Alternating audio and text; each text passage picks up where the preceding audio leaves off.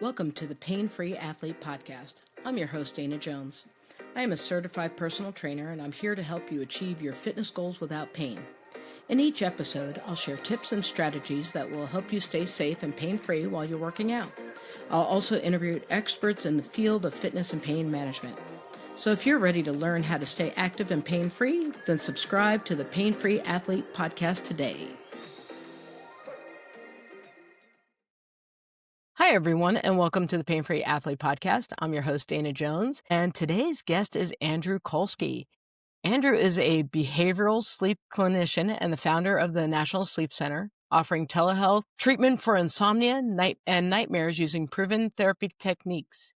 He is the author of Why Can't I Sleep Well and host of Sleep Science Today and trained at the University of Pennsylvania's renowned sleep medicine program. Welcome to the show, Andrew. Thank you. Thank you for having me. I appreciate the opportunity. So, why are you so focused on sleep science? It's a question that baffles even me initially, but when you hear the reasoning, it makes sense. So here we are in 2025, and I'd say maybe over the last 10 years or so, people have finally started to recognize that sleep is a very important part of their physical health and mental health.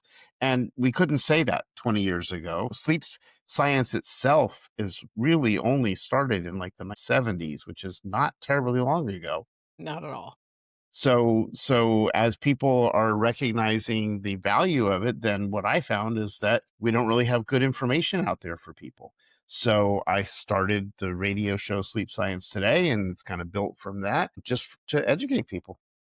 Was it like a passion where you all, I'm not sleeping, so I'm going to look at techniques of how to sleep better. And then that's where your curiosity kind of blossomed? Well, for me, it was I do mental health issues, but I focus on the ones that most therapists don't even know about. And sleep is a huge area when it comes to that.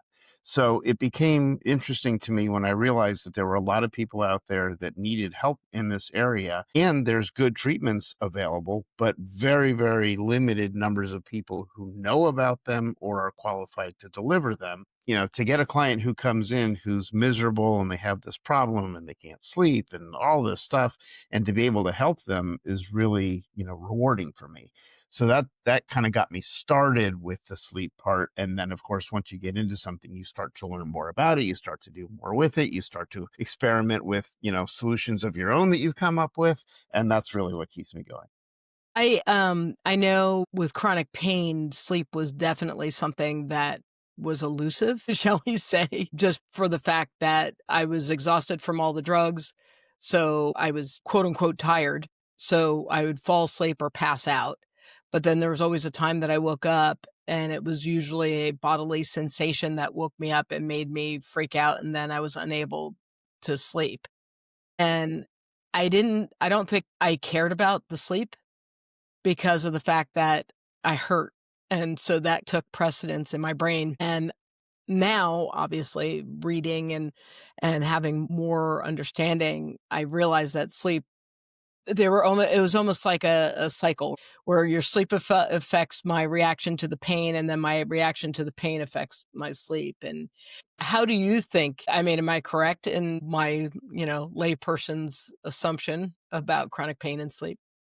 Yeah, no, you're absolutely right. This cycle that you try and figure out the chicken and the egg thing here, because you're right. On one hand, okay, I've got this pain that makes it difficult for me to sleep, so I don't get good sleep, and because I don't get good sleep, I get more pain, and on we go. So the question becomes, what do I do when I'm in that situation? And in our medical system, you would go to a doctor, and a doctor would start prescribing you pain medications, which turns into 2 medications, which turns into 10 medications, which turns into more medications. And then you're not sleeping because you got all these medications going through your body, and we're treating symptoms as opposed to treating the problem. Now, with chronic pain, that's a really difficult one because it depends on the individual person and what's actually going on and what's leading to the pain. And some people, unfortunately, yes, do have chronic pain, and it's not something that's easily fixed. So, the whole picture here is basically this. It's important to figure out what's actually causing the pain if you can't. Because while some people have chronic pain that is not easily fixed, other people have chronic pain for other purposes. And I'll give you a perfect example. I have a patient who has obsessive compulsive disorder. As a result of the obsessive compulsive disorder, there's a somatic symptom of pain. So it's not pain from pain receptors, it's pain from thoughts. And so we've got to treat the OCD. If we're going to treat the pain, and then you've got the sleep taken care of. You got to figure out, why does this person have this pain? Now, obviously, athletes, sure, they're going to potentially have pain because of things related to the athleticism and things that they've done. So, once you understand what's causing the pain, or at least ruled out other things, then you can start focusing on the sleep part. And the things that you can do from the sleep part are multifaceted. I'll just run through a couple quick things that people should think about at least. First thing is, your sleep can get all thrown out of whack and fragmented, especially if you're starting with these medications that are having side effects and impacts and all these things. And what happens is people start to get fragmented sleep. They don't have a set sleep wake schedule. They're laying in bed, scrolling on their phone. They're, you know, just doing all sorts of different things. And so everything is out of whack. So CBTI, or cognitive behavioral therapy for insomnia, is a great treatment to help kind of bring everything back under control into a nice box where things are working properly. That's probably the first thing that we tried. After that, there's also additional therapies such as acceptance and commitment therapy. And there are people, like I'm sure you're aware, and like I say, that do have chronic pain that is not something that can easily be fixed. And it's a reality of their life. And we have to learn how to adapt to it, how to work with it as opposed to working against it. So you've got your acceptance and commitment therapy process. You've got mindfulness based interventions, such as learning how to deal with arousal and the different types of things there. Throwing in things like yoga and breath work and progressive muscle relaxation. So there's a lot of different things that people can do. It's just, you have to look at the particular person, understand their particular situation. In my personal opinion, they should talk with their doctors and get off of any meds that aren't actually helping them for the long term, and see if they can focus on more of these other types of results that I was talking. Now, I know that the progressive muscle relaxation, it's interesting because it's not something I would have thought of in terms of helping with sleep, or at least for me, because I would have that sensation where my head was burning and I'd freak out, lay there and freak out and go, oh no, migraine is coming. This isn't cool. And so I would use the progressive relaxation to kind of help with the anxiety as well, because that was just something that happened. I mean, I don't know. I mean, I've always been an anxious person, but obviously with the chronic pain, with not getting quality sleep, because that's the other thing is sometimes just because you're laying in bed for 8 hours doesn't mean that it's good sleep. Mhm. And because I was getting the quote unquote 8 hours, but it was a horrible sleep. And I wake up feeling very anxious and edgy. And that progressive muscle relaxation definitely kind of took the wind out of the anxiety. And a lot of times I would just, at the completion of it, there would be like a little breath work situation. And then I would do the breath work. And then I don't remember what happened because I would wake up when the alarm went off. So it was a nice way to kinda knock me back out again, for sure, because sometimes when you're anxious, it doesn't matter. Right. And again, I think you've hit on the key there, which is anxiety is probably the biggest enemy of sleep when we see people with sleep problems. And obviously, if you can get to the root of the anxiety, then you can improve the sleep. Anxiety typically breeds anticipatory anxiety, because I didn't sleep last night because I was anxious. Now tonight I'm anxious about the fact that I'm going to be anxious sleeping and I'm not going to sleep. And then it just kind of goes in its own cycle. So 100%. that's important to address. And there are ways to address that. I've created even a method of my own that I find to be really effective, because the biggest problem people have with anxiety and sleep is typically you get in bed, you're anxious, and your mind is spinning and racing and going and going. And you run into that pink elephant thing where they say, don't think of the pink elephant. And all you can do is think of the pink elephant. Same thing with the anxiety. So, what I have found to be really effective for people, I'll give my secrets away here, is you got to break that loop. And in order to break that loop, you can't break it by saying, well, stop thinking about the thing that makes you anxious, because then you're just going to think about the thing that makes you anxious. So what we do is we overload the circuits where the spinning anxiety thoughts are so that they don't have any space to be there. And the way we overload them is I do something called the 4 seasons. And it's a really simple technique, but it's really effective. If you picture yourself laying in bed face up and you close your eyes and picture in front of yourself just a square or a rectangle, something with 4 corners. Your eyes are closed. And on each of the corners of that square or rectangle, you put a season: winter, spring, summer, fall. And for each of those seasons, you pick a scenario that is common to you. So maybe summertime, you go to a typical cottage on the lake, let's say. And so it's really a clear picture for you, and you're able to visualize that. You know what the cottage looks like. You know the intricate details about everything related to it. You know when you planted that tree. You know where you keep the boat. You know where the barbecue grill is, all these things.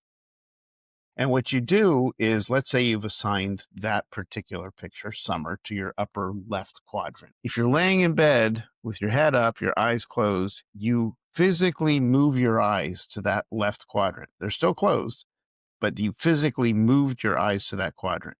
And with your eyes in that quadrant, and then you're looking at that picture, and then you're starting to look at it in detail.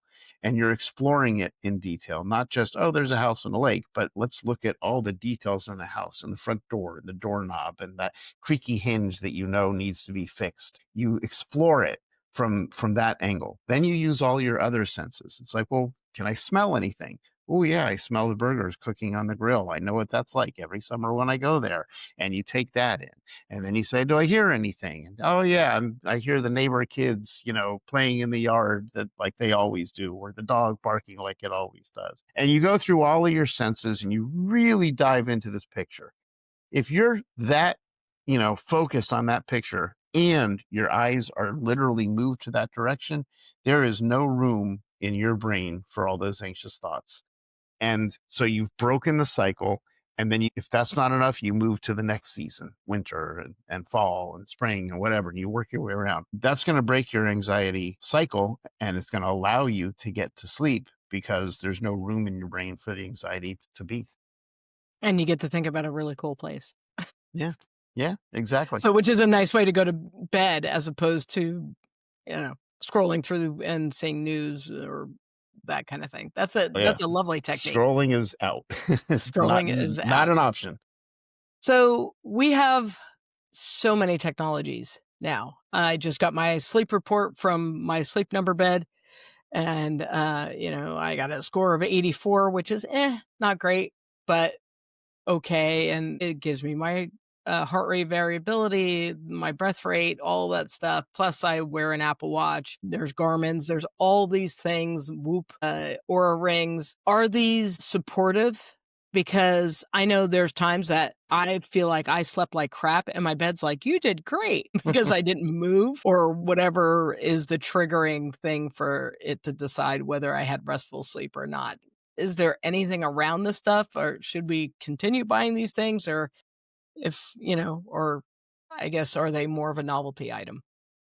So it's a fantastic question, and this is one I talk about a lot. As I'm talking to you, I am literally sitting in my hotel room at a sleep conference, and we just had a session on this within the last 2 hours. So it is big talk in the sleep industry, and here's the answer to all this stuff. The sleep technology that's out there for the consumers, different from what they use in the lab, is good in tracking certain things. It is not good in tracking other things. The data that they track, depending on the company, they come up with these sleep scores, they'll call it. Well, none of their algorithms, none of the information as to how they come up with this is shared with the sleep community. Therefore, it's not tested, it's not validated, it's not similar. Who knows what one company is measuring, what another company is measuring? So a sleep score of 80 in one company could be a sleep score of 60 in another company. What Yes. does sleep score mean anyway? There is no scientific definition of sleep score. It's just a made up thing for selling products. And the worst part about these things is they can cause something that's a real sleep disorder called orthosomnia. And orthosomnia is basically the anxiety that you get from trying to get that perfect sleep score that keeps you awake. So now you're not sleeping. Okay. So, pros and cons, real quick.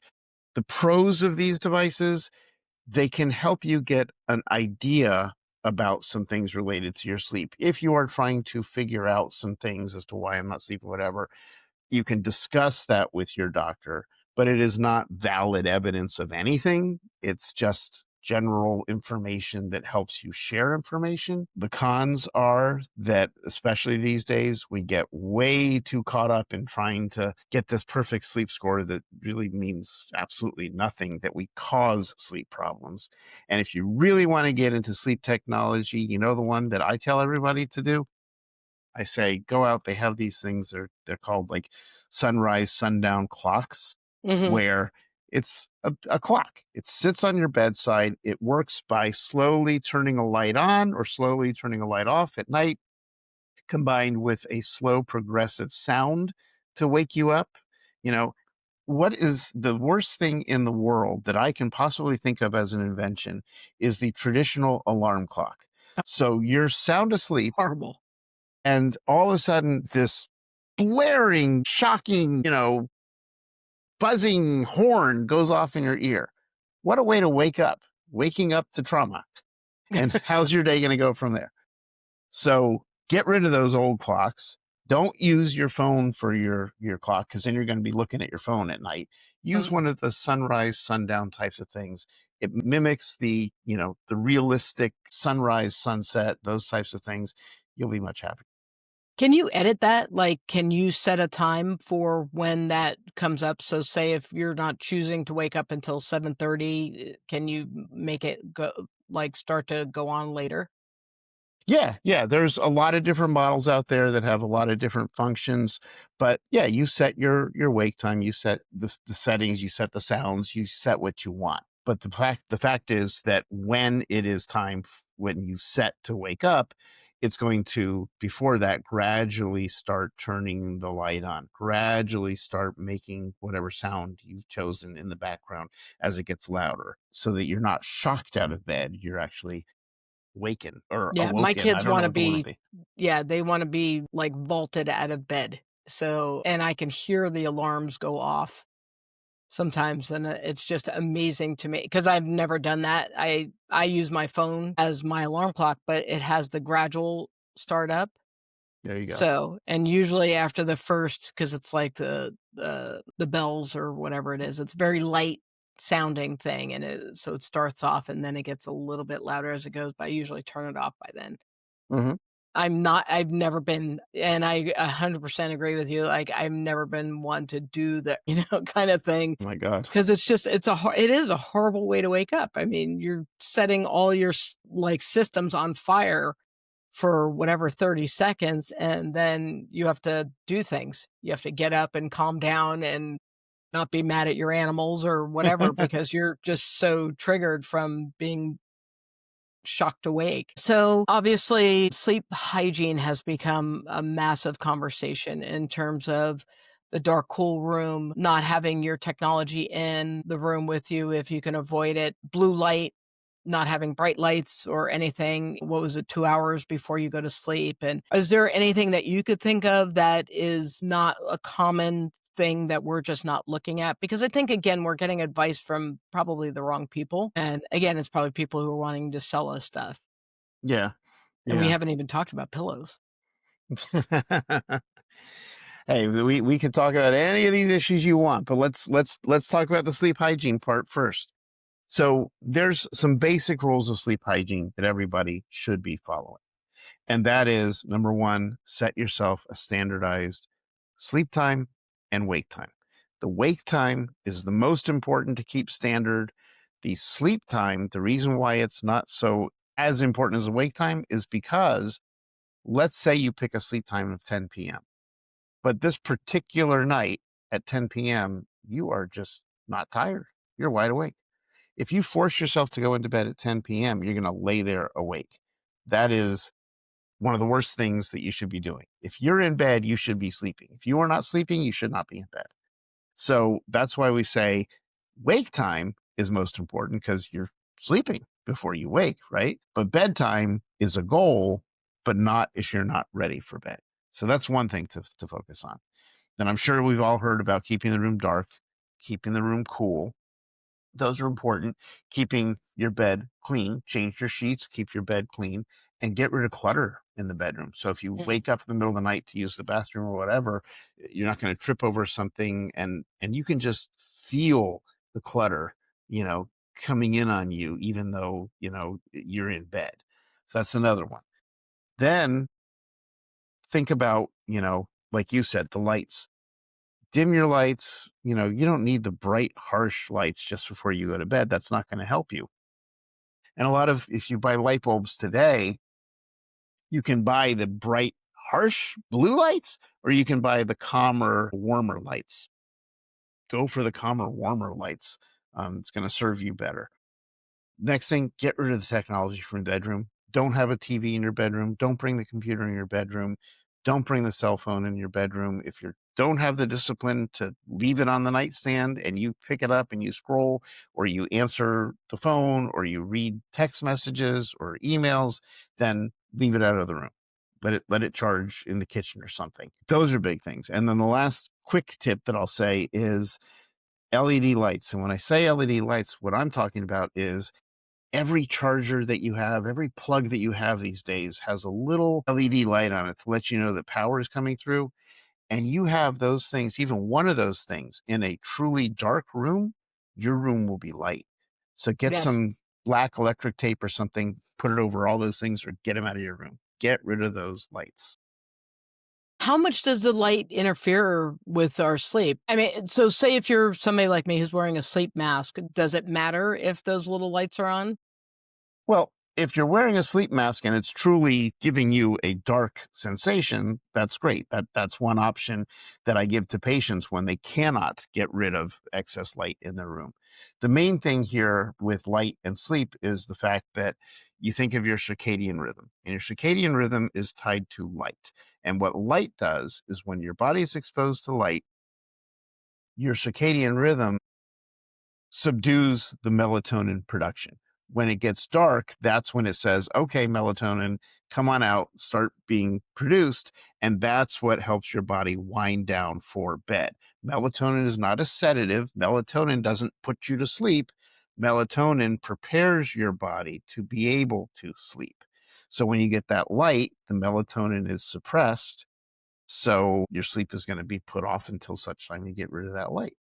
So why do we take melatonin? I mean, that was not even one of my questions around it, but there's so many people that do take melatonin. And I know my students have come back and said that they had to come off it because they were starting to have some very adverse effects. But Oh, it was something that was started by mom, or, like, let's prepare for sleep. And they'd give them a melatonin gummy. And then as teenagers do, they're like, oh, I can't sleep. So I'm going to take 10. right. So, but why are we so drawn to that, or and how helpful is it? The real answer is because our society loves things that are advertised to us. And if there's a quick fix that we can take a pill and not have to do the work to solve, then we want to take that pill. The problem is that, you know, the appropriate amount of melatonin for someone is zero point 0.1 to 3 milligrams max. You go into the drugstore, you're going to find 5, 10 milligram, whatever. When you take too much melatonin, you get exactly what you were describing. Is you can start to get brain fog, you can be groggy and sleepy during the day, all sorts of negative effects. So imagine someone who pops a couple 10 milligram melatonin gummies, they're destroying their sleep. So, you know, melatonin, your body produces melatonin. Okay. Your body is going to produce what it needs. Now, in rare circumstances, with a very particular reason, I may say to a patient, you may want to try melatonin. But we're talking, 1 milligram, maybe something like that. And it can be helpful if someone has a reason for it. But the generic, just run to the drugstore, buy melatonin, think that it's going to be a sedative and knock you out is totally wrong. Okay. It is very interesting, and of course, I also have some patients, clients that are struggling with their sleep, and they're women of a certain age, and so dealing with the hormonal shifts that we have, sleep becomes very evasive, and especially restful sleep. Hmm. And, I know one thing that I did that is not, because I do read on my phone. That's just what I happen to use to read, but there's a red light activation that you could put on it under the accessibility option, and so I feel like as soon as I do that, my brain almost shuts down. It's kind of very odd because I don't know if everybody really understands how much your phone activates your brain. And when you shift the light, just shifting the light, you can feel things kind of calm down. And so that's one thing. But again, that hormonal piece is rough because on top of not getting that sleep, it's hot flashes and night sweats and just general physical discomfort as well. Absolutely. That I have a great number of patients who fall into that category, and those are issues that we talk about all the time and work through those. But, the most important thing, whether it be for someone who's waking with hot flashes and things, or whether it be someone who's, a college student, teenager, whatever it may be, trouble sleeping, the biggest thing that you're probably going to see on average is the person who goes into bed, scrolls on their phone, most likely doom scrolling, most likely looking at stuff on, I'm not going to name the name of apps, but apps that have just horribly incorrect, terrible information about sleep. And it's just a lot of people sharing their own, well, this is what I think, with no evidence and no whatever. And then they'll watch TikTok, and they'll watch, news that gets them upset. And so they're laying in bed doing exactly what they shouldn't be doing, is laying in bed not sleeping. They should not be doing this in bed. And then they can't sleep because their anxiety is high. And then they have this anticipatory anxiety because they knew that last night I couldn't sleep because, I'm afraid I'm not going to sleep again. And then they say, what do I need to do? Oh my gosh, I should go take some melatonin because it's going to be a sedative that's going to knock me out, which it is not. And then they take way too much, and then they get all the problems that I mentioned. So they just create problem on top of problem on top of problem. And then they finally go to a doctor and say, I can't sleep. And the typical response from, their primary care physician or whatever is, "Ah, here's a sleeping pill." Worst thing to do. Worst thing to do. If you haven't diagnosed what's going on with a person, and you haven't looked at why they're not sleeping, and you haven't looked at all these issues that I just described, a sleeping pill treating a symptom which doesn't actually put you to sleep, it may knock you out, give you stage 1 and 2 sleep. It's not going to give you stage 3 sleep, which is the real sleep. So you can see why people have sleeping problems, because all these things just build upon each other. And they're not actually saying, let me diagnose my problem and then apply a solution that actually addresses what my problem is. And when they finally do that, and when they finally come to, a sleep professional that helps them do that, lo and behold, they sleep again. That's so true. Andrew, this has been such a wonderful conversation. How do people get in touch with you, and how do they listen to your show? I know it's a radio show, but it also kind of doubles as a podcast. Yeah, no, I appreciate it. The easiest thing to do is, all they have to do is go to sleepsciencetoday.com, because what they're going to find there is they will find the ability to listen to the radio show, the podcast, the YouTube channel, but they can also join several other. We have like a meetup group, we have a Facebook group, and everything is free. There's no charges for any of this stuff. And they can, like, we have Ask the Sleep Science Guy, they can join that and come and ask questions about their situation. They can join the sleep support group. So lots of resources available to people, no charge for any of it. Sleepsciencetoday.com, and it'll get you to everything you need. Thank you so much for your time. I really appreciate it. Thank you. Thank you for having me.